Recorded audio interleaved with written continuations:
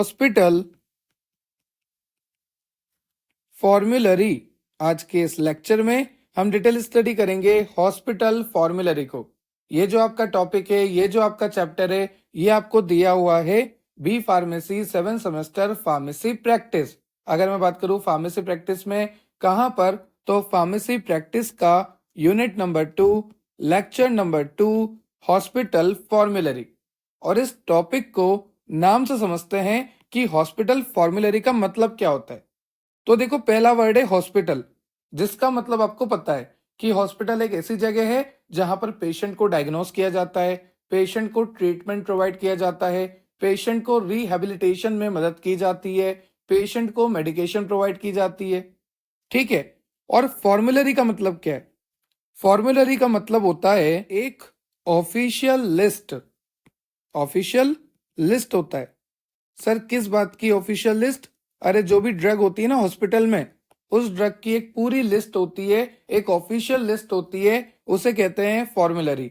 तो हर हॉस्पिटल में दवाइयों की एक लिस्ट होती है, उसको कहते हैं हॉस्पिटल फॉर्मूलरी। अब देखो, यहां पर ये आपका हॉस्पिटल है,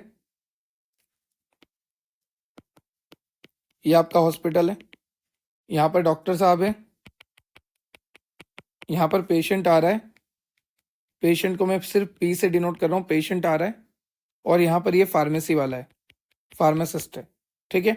तो पेशेंट आया, पेशेंट सबसे पहले जाएगा डॉक्टर साहब के पास, डॉक्टर साहब से वो प्रिस्क्रिप्शन लिखाएगा, फिर उस प्रिस्क्रिप्शन को लेकर वो जाएगा फार्मासिस्ट के पास। और फार्मासिस्ट का क्या रोल होता है? फार्मासिस्ट प्रिस्क्रिप्शन को लेगा, प्रिस्क्रिप्शन को रीड आउट करेगा, प्रॉपर चेकिंग करेगा, फिर जूनियर फार्मासिस्ट जो है दवाई निकालेगा, फिर सीनियर फार्मासिस्ट उसे रीचेक करेगा, और उसके बाद ओपीडी से, मतलब आउट पेशेंट डिपार्टमेंट जो होता है, वहां से दवाइयां मिल जाती है पेशेंट को। इस तरह से काम चलता है। पर एक बात नोटिस करी आपने, जो यहां पर पेशेंट आया है, जो यहां पर पेशेंट आया है, वो बेचारा डॉक्टर साहब के पास गया। तो डॉक्टर साहब को उसने अपनी बीमारियां बताई कि मुझे सर दर्द है, पेट दर्द है, बुखार है, ठीक है, मुझे मलेरिया है, डेंगू है, टाइफाइड है, कुछ भी है। तो डॉक्टर साहब क्या करेंगे? उससे रिलेटेड दवाई लिख देंगे। अब डॉक्टर साहब ऐसी ही दवाई लिखेंगे जो फार्मेसी पे अवेलेबल हो। जो आपके सरकारी अस्पताल होते हैं या प्राइवेट हॉस्पिटल्स होते हैं, तो यहाँ पर डॉक्टर्स को पता होता है कि कौन सी दवाई है और कौन सी दवाई नहीं है हमारे फार्मेसी में।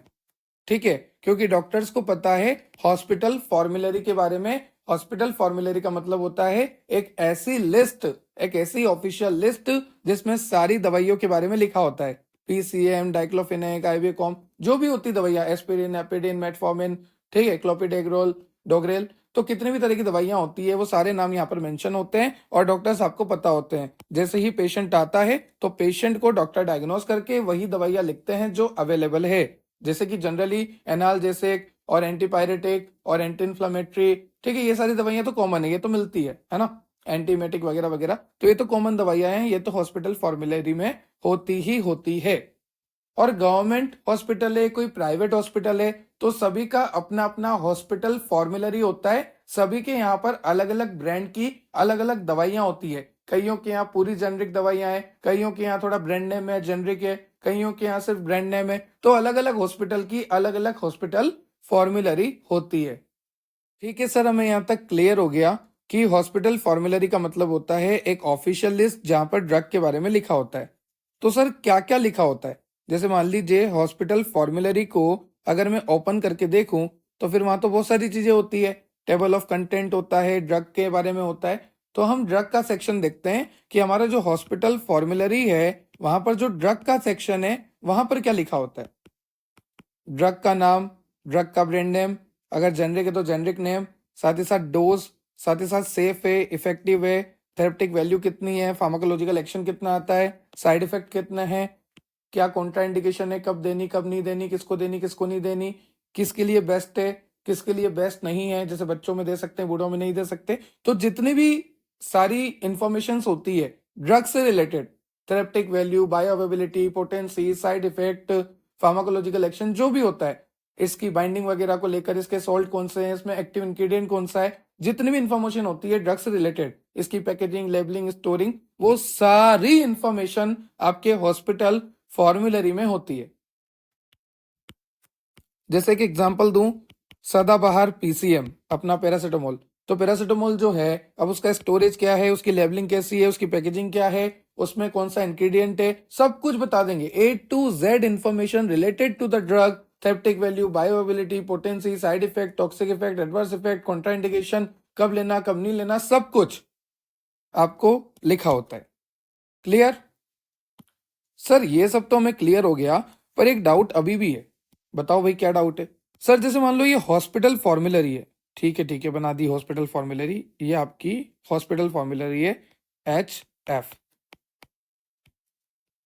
आप यहाँ पे खड़े भी हो जाओ, ये आपकी हॉस्पिटल फॉर्मुलरी है, ठीक है। सर आप कह रहे हो यहाँ पर दवाइयां मेंशन होती है सारी, है ना, एक लिस्ट होती है, चलो मान लिया। पर अगर मैं कोई नई दवाई लेकर आऊं तो क्या मैं इसमें ऐड कर सकता हूं?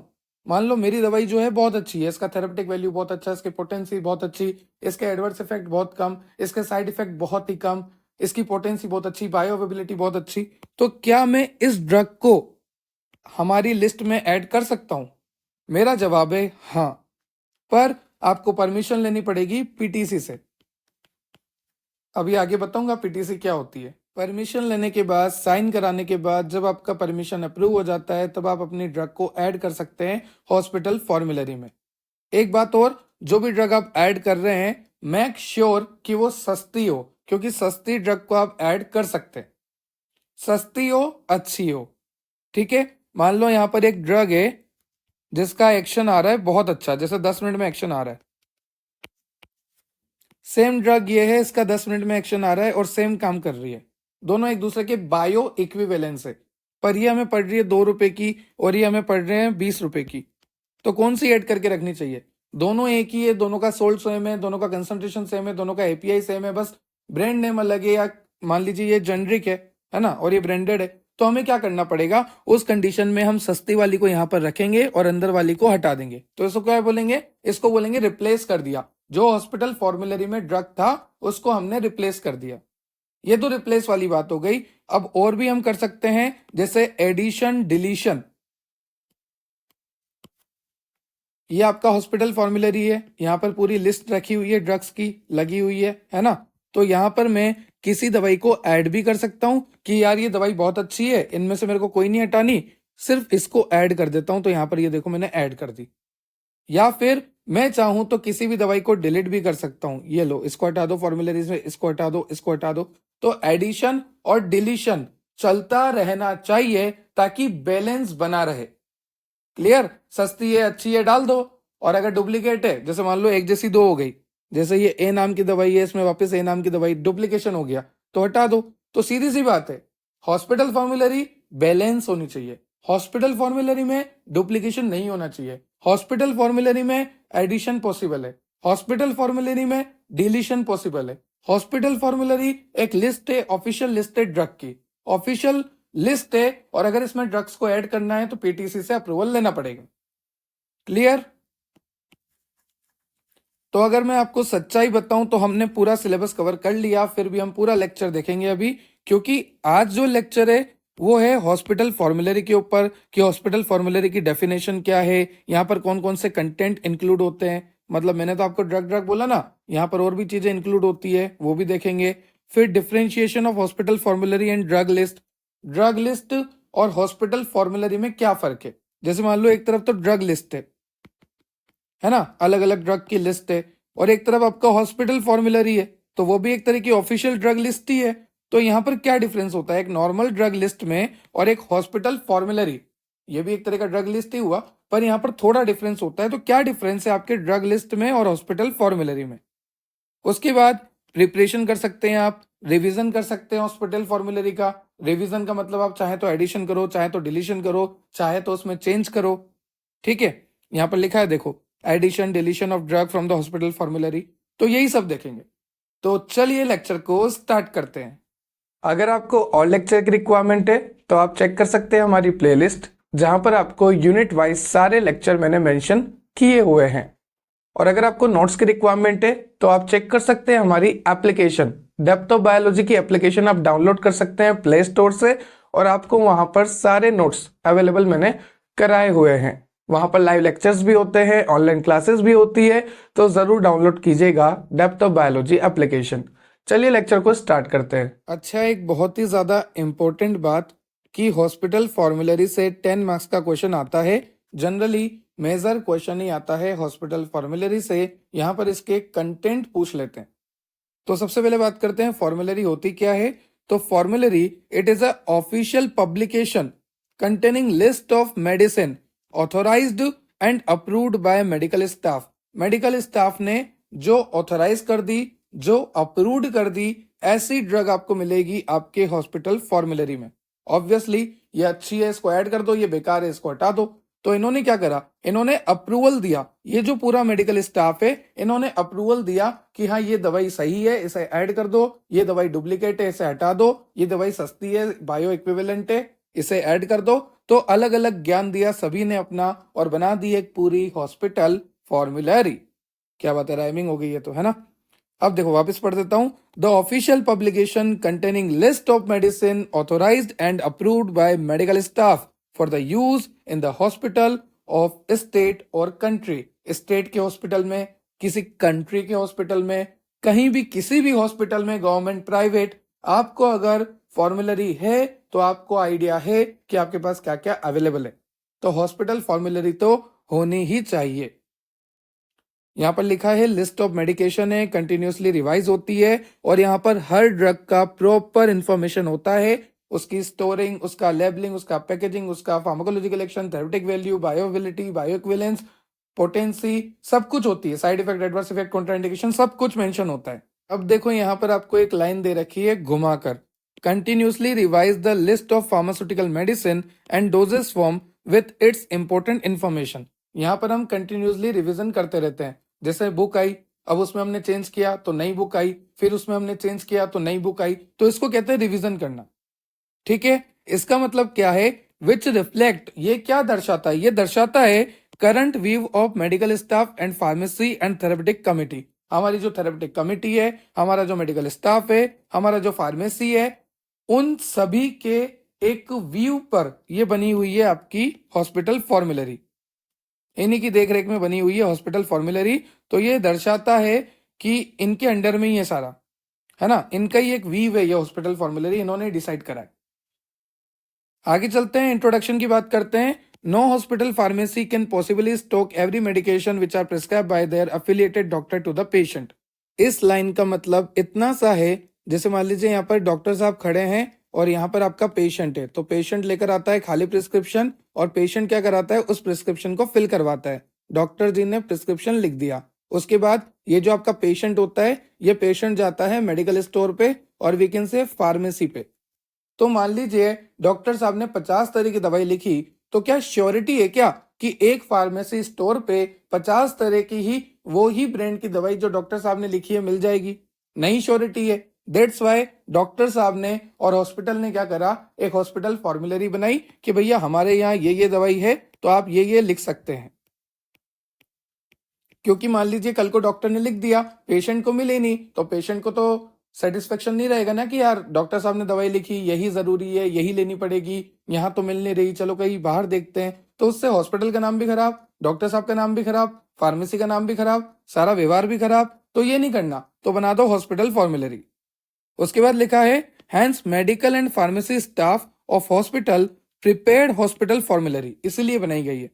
which is a list of medication that the hospital pharmacy keep with information of medication, जो कि एक मेडिकेशन की लिस्ट है और आपके हॉस्पिटल फार्मेसी में वो सारी मेडिकेशन अवेलेबल होनी ही चाहिए जो भी आपने हॉस्पिटल फॉर्मूलरी में मेंशन करी है। देखो यहाँ पर लिखा भी हुआ है डॉक्टर यूज द फॉर्मूलरी। क्यों? क्योंकि मान लो पेशेंट आ गया, पेशेंट ने बोला मुझे बुखार है, तो डॉक्टर साहब देख लेंगे कि बुखार की हमारे पास कौन कौन सी दवाइयां हैं, तो doctor use the formulary to find out the medication, कि हॉस्पिटल में कौन कौन सी मेडिकेशन है, ताकि वो उन सिम्टम्स का और वी कैन से डिजीज का ट्रीटमेंट कर सके। It is also useful for avoiding the drug interaction. अब एक बात बताओ, हॉस्पिटल फॉर्मूलरी में सारी इंफॉर्मेशन है कि दवाई कब लेनी है, किसके साथ लेनी, किसके साथ नहीं लेनी। तो जब हमें सारी जानकारी होगी तो वो दो दवाई हम ऐसी देंगे ही नहीं जो इंटरेक्ट कर ले, ड्रग इंटरेक्शन होने के चांसेस खत्म हो जाएंगे। Hospital formulary generally contain generic drug as compare to costly other brand drug. देखो जनरली क्या होता है हॉस्पिटल फॉर्मुलरी में, जेनरिक ड्रग होती है, और ये जो जेनरिक ड्रग होती है ना, ये काफी सस्ती होती है क्योंकि यहाँ पर क्लिनिकल ट्रायल करने की जरूरत नहीं पड़ती। सर ऐसा क्यों कि क्लिनिकल ट्रायल करने की जरूरत नहीं पड़ती? देखो मैं समझाता हूँ। जैसे मान लीजिए मार्केट में कोई ड्रग थी और उस ड्रग का पेटेंट एक्सपायर हो गया, 15 साल बाद, 20 साल बाद, 10 साल बाद उस ड्रग का पेटेंट एक्सपायर हो गया, तो वो जो फॉर्मूला है उस फॉर्मूला को यूज करके दूसरी कंपनी दवाई बना सकती है। दूसरी कंपनी को ना आप करना है प्री क्लिनिकल ट्रायल, ना करना है क्लिनिकल ट्रायल, ना कोई क्लिनिकल ट्रायल के लिए एप्लीकेशन बननी है। दूसरी कंपनी पहली कंपनी का फॉर्मूला यूज कर सकती है क्योंकि पहली कंपनी का पेटेंट खत्म हो गया, तो दूसरी कंपनी को खर्चा हुआ ही नहीं, बहुत कम खर्चा हुआ एज कंपेयर टू पहली कंपनी। तो दूसरी कंपनी बहुत ही सस्ती रेट में ड्रग देगी और उसी ड्रग को कहेंगे जेनरिक ड्रग। ठीक है, तो जनरली हॉस्पिटल फॉर्मुलरी में जेनरिक ड्रग ही देखने को मिलती है। Hospital formulary is required as too many pharmacy companies manufacture so many medicine. देखो सीधी सी बात है, अलग अलग फार्मेसी कंपनी है, अलग अलग मेडिकेशन वो बनाएंगी, तो इतने तरह की मेडिकेशन है, वो सारी मेडिकेशन तो हम एक फार्मेसी में रख नहीं सकते। That's why hospital formulary is created.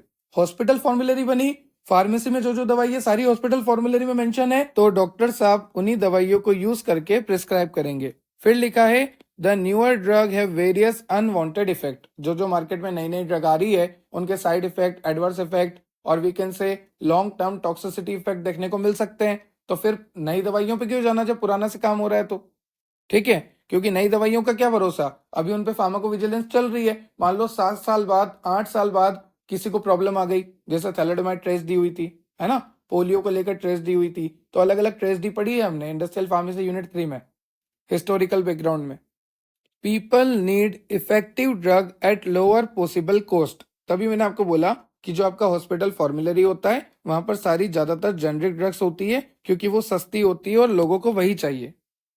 For rational use of drug formulary is needed. अब रेशनल यूज का मतलब क्या हो गया? सही टाइम पे सही दवाई सही पेशेंट को सही मात्रा में बिना कॉन्ट्राइंडिकेशन के देना। ठीक है, तो वो किसकी हेल्प से देंगे? फॉर्मुलरी की हेल्प से, क्योंकि फॉर्मुलरी में सारी चीजें मेंशन होती है। For education of medical staff, pharmacy and nurses.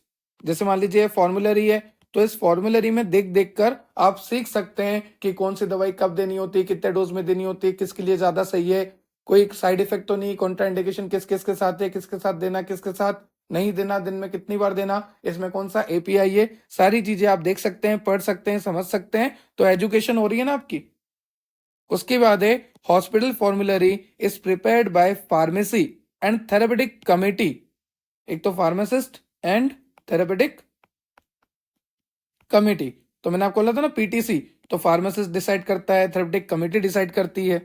ठीक है, चलिए फिर आता है आपका content of hospital formulary. Hospital formulary में क्या क्या आता है? सबसे पहले टाइटल पेज होता है, फिर name and title of PTC member, जो भी आपके फार्मेसी के थेरेपेटिक कमेटी मेंबर हैं उनके नाम और टाइटल आते हैं। सबसे पहले तो क्या है? Title page. फिर क्या है? Name and title of PTC members. फिर आता है टेबल ऑफ कंटेंट। क्या आता है? Table of content.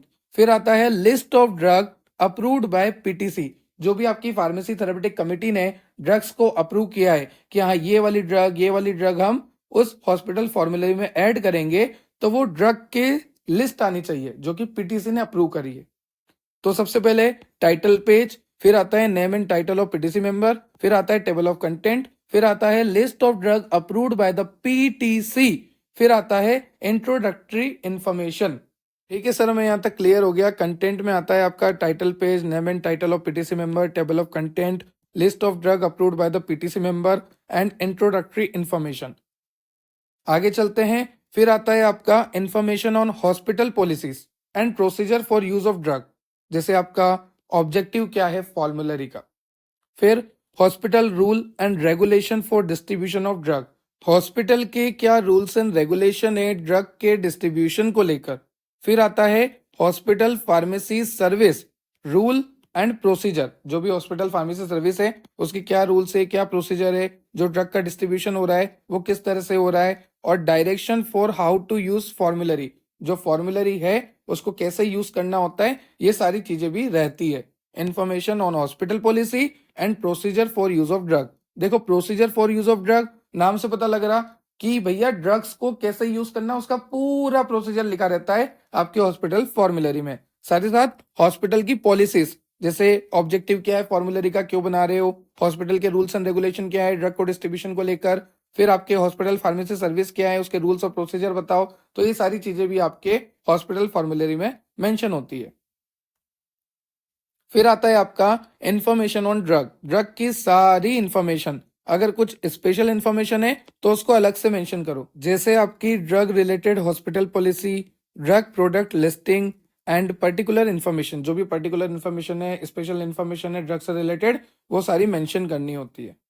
फिर आता है आपका इंट्रोडक्टरी इंफॉर्मेशन, जहां पर रहती है acknowledgement and list of abbreviations, जो जो एब्रिविएशंस हम यूज करते हैं, and uses manual for uses of formulary.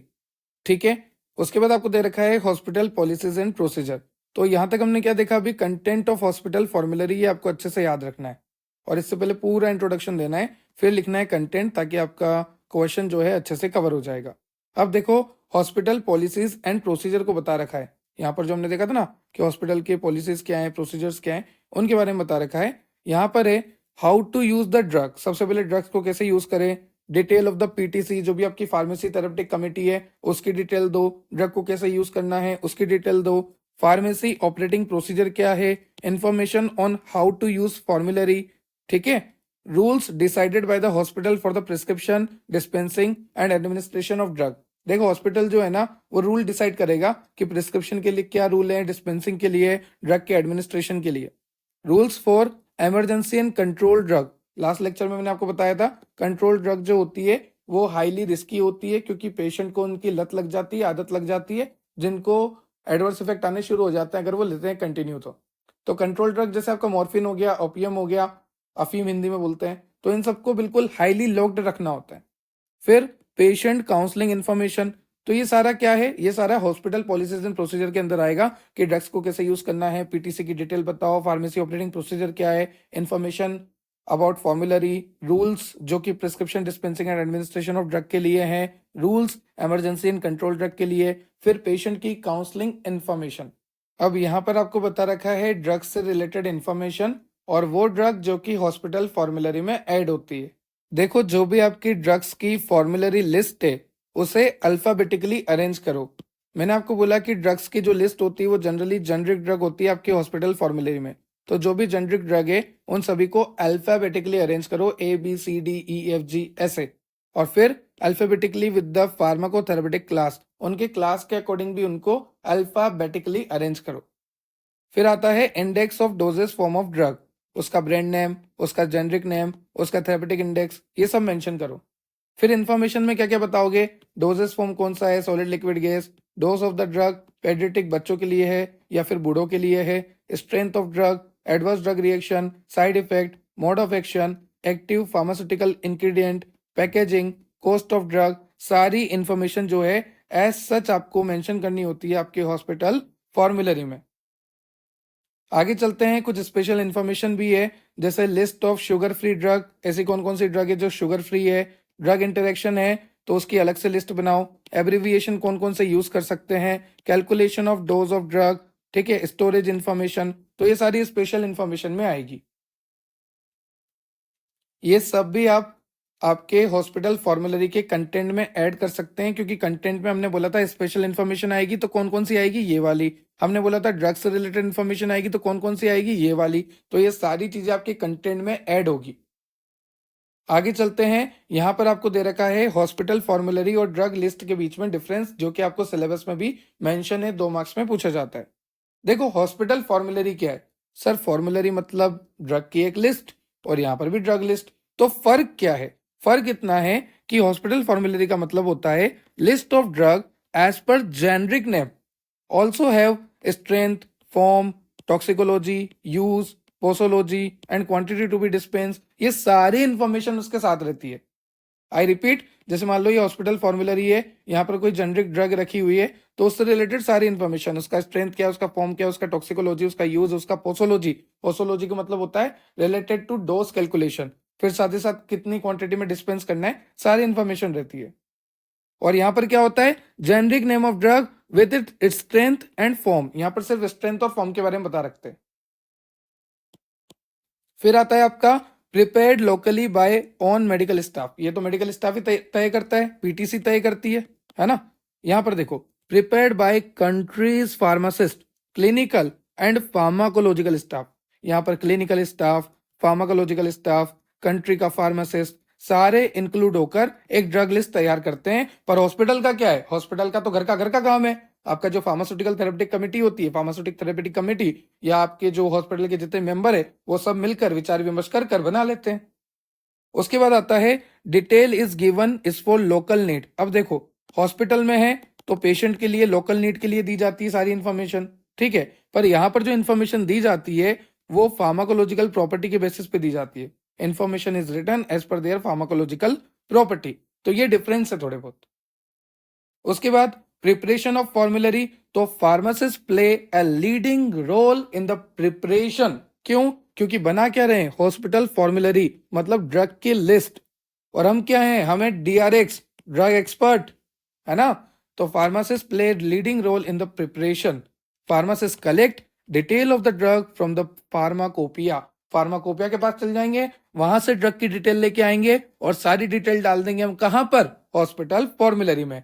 Also he check the drug as per the PTC guideline, drug जो होगी वो पीटीसी गाइडलाइन के अकॉर्डिंग ही होनी चाहिए। He prepare formulary under policy of PTC, वही बात हो गई। Further he is responsible for revision, he का मतलब कौन, pharmacist, pharmacist is responsible for revision, addition, deletion, revision सभी के लिए रेस्पॉन्सिबल होता है फार्मासिस्ट। और जो भी दवाइयां आपके हॉस्पिटल फॉर्मुलरी में होती है वो as per the policies of PTC होनी चाहिए और पीटीसी गाइडलाइन के अकॉर्डिंग होनी चाहिए, ठीक है। ये सारी वही बात आ गई। देखो, आपका table of content, policy of hospital, क्या क्या प्रिपरेशन होती है फॉर्मुलरी की, तो क्या क्या लिखेंगे, टेबल ऑफ कंटेंट के बारे में बताएंगे, पॉलिसी हॉस्पिटल की क्या है उसके बारे में, ड्रग की बेसिक इन्फॉर्मेशन बताएंगे, और प्रिस्क्राइबिंग एंड डिस्पेंसिंग गाइडलाइन देंगे कि एडीआर को अवॉइड करो, एडवर्स ड्रग रिएक्शन को अवॉइड करो, इनके ड्रग के इंटरेक्शन को अवॉइड करो, ठीक है। और जो हॉस्पिटल का फॉर्मुलरी होता है ना, उसकी साइज कितनी होती है, size of hospital formulary should be small, छोटी ही होनी चाहिए ताकि कोई भी बंदा इजीली उसे कैरी कर सके। अब एक इतनी बड़ी बुक होगी, उसको ले जाने में दिक्कत होगी, एक हैंड बुक होगी, उसको लेके तो आप घूम सकते हो। तो हॉस्पिटल फॉर्मुलरी की जो बुक होती है उसका साइज जो है स्मॉल होना चाहिए ताकि जो मेडिकल स्टाफ है वो इजीली उसे कैरी कर सके। साथ ही साथ हॉस्पिटल डिसाइड द साइज, और साइज कौन डिसाइड करेगा, आपका हॉस्पिटल ही साइज डिसाइड करता है। उसके बाद है प्रिपरेशन ऑफ फॉर्मुलरी में आगे फॉर्मेट, जैसे कि आपका लूज लीफ फॉर्मेट है, बाउंड फॉर्मेट है, प्रिंटेड फॉर्मेट है, मीमोग्राफ्ड है, किस तरह का फॉर्मेट है आपका हॉस्पिटल फॉर्मुलरी का। तो सर इतने तरह के फॉर्मेट हैं, तो फिर किस फॉर्मेट में बनाए, तो आप ये देखोगे कि बाकी हॉस्पिटल्स ने कैसे बना रखा है, फिर उनसे कंपेयर करके आप खुद का और अच्छा बनाओगे, ठीक है। Formats of different hospital are checked before preparing. Formulary is send to government of India, जो हॉस्पिटल फॉर्मुलरी होती है वो गवर्नमेंट ऑफ इंडिया को भी सेंड होती है, पीसीआई को भी सेंड होती है, फार्मेसी काउंसिल ऑफ इंडिया को, और आपके जनरल हेल्थ सर्विस को भी सेंड होती है। Formulary send to government of India, PCI and general health services, ठीक है। और जो भी फॉर्मुलरी बना रहे हो वो दिखने में एकदम प्लीजिंग अपीयरेंस हो, एकदम रीडेबल हो, एकदम प्रोफेशनल लुक आए। आई रिपीट, प्रोफेशनल लुक की हो, रीडेबल हो, प्लीजिंग अपीयरेंस हो, देखने में बहुत अच्छी हो, ऐसी आपको फॉर्मुलरी बनानी है ताकि पढ़े बंदा। फिर आता है रिवीजन ऑफ फॉर्मुलरी, रिवीजन कौन करवाएगा, पीटीसी डिसाइड करेगी। जैसे मान लीजिए मैं फार्मासिस्ट हूं, मैंने बोला कि यार रिवीजन करना पड़ेगा, मैंने रिवीजन के बारे में बताया, तो मुझे अप्रूवल कहां से मिलेगा, पीटीसी से, फार्मेसी थेरेपेटिक कमेटी से मुझे अप्रूवल मिलेगा, उसके बाद ही मैं रिवीजन कर सकता हूं। PTC will decide the revision of the formulary, meeting is held by the PTC for the revision, ठीक है। पीटीसी की मीटिंग होगी रिवीजन के लिए। कोई ड्रग को रिमूव करना है, कोई ड्रग को ऐड करना है, तो सारे ऑर्डर आएंगे कहां से? पीटीसी से। आपको लिखा है drugs details are added at the end of the formulary by attaching the sheet at the back of the formulary और we can say last of the formulary. Formulary के लास्ट में, फॉर्मुलरी के back में drug की details attach करनी होती है।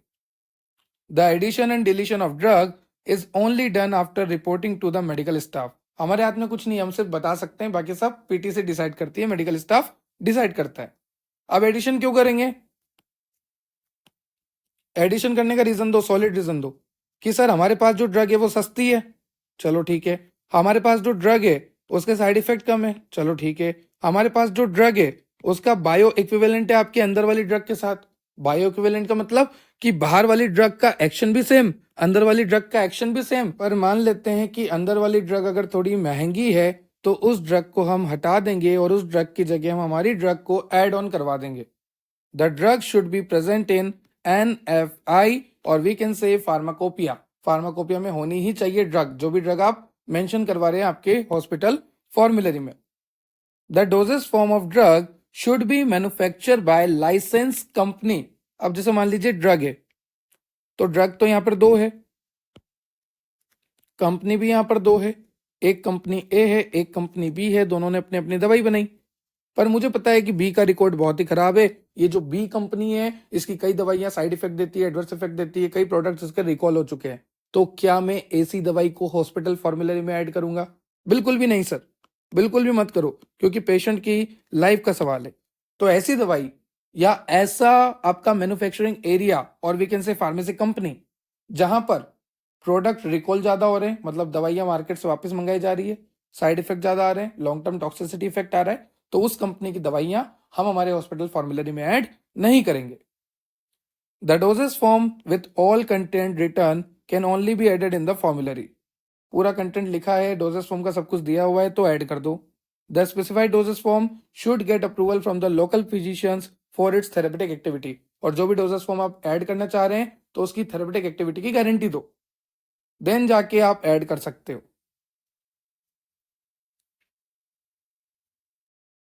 जैसे मान लो हॉस्पिटल फॉर्मुलरी में आप कुछ भी ऐड कर रहे हैं, तो हॉस्पिटल फॉर्मुलरी में कुछ भी का मतलब क्या? ड्रग ही ऐड करेंगे। तो कौन सी ड्रग ऐड करेंगे? जिसकी एफिकेसी अच्छी हो, पोटेंसी अच्छी हो, सेफ्टी अच्छी हो, मोस्ट इंपोर्टेंट क्वालिटी अच्छी हो। ठीक है। आफ्टर चेकिंग अबव पैरामीटर्स, ये सारे पैरामीटर्स चेक करके एक रिक्वेस्ट हम देंगे पीटीसी वालों को कि भैया हमारी दवाई अच्छी है, आप एक बार चेक करो। तो फिर पीटीसी चेक करेगी, या तो अप्रूव करेगी या डिनाई करेगी।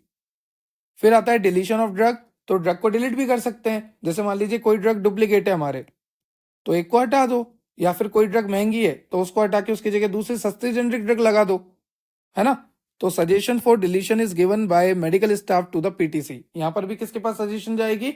मेडिकल स्टाफ से पीटीसी के पास। पीटीसी ही उसको अप्रूव करेगा या डिनाई करेगा।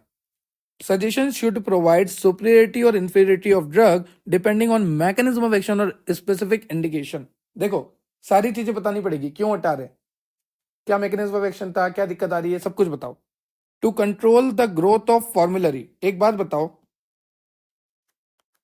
अगर मैं यहाँ पर दवाई ऐड करता जाऊंगा, ऐड करता जाऊंगा, करता जाऊंगा, तो हॉस्पिटल फॉर्मुलरी की जो साइज है वो बढ़ती जाएगी। और हमने देखा कि शुड बी स्मॉल, हमने देखा ना, छोटी होनी चाहिए, इजीली कैरी होनी चाहिए। तो उस कंडीशन में हमें थोड़ी बहुत दवाइयां तो हटानी भी पड़ती है, और जो डुप्लीकेट है उसे भी हटाना पड़ता है।